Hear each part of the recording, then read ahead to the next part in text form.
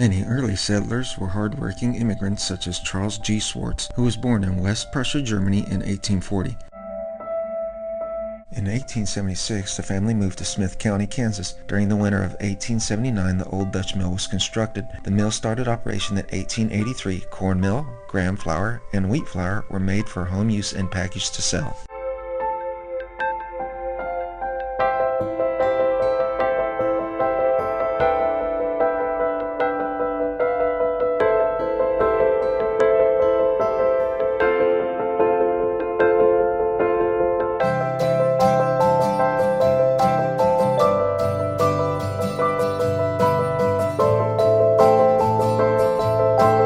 Converting to a kerosene engine in 1913, the mill operated on the engine until 1920. In 1938, the mill became a welcome landmark in a little park in Smith Center, Kansas.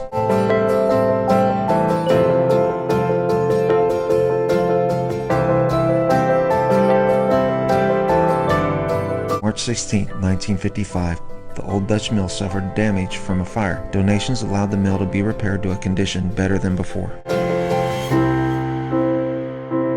By June 1st that same year, the Old Dutch Mill was again open to the public for picnics, reunions, and other events.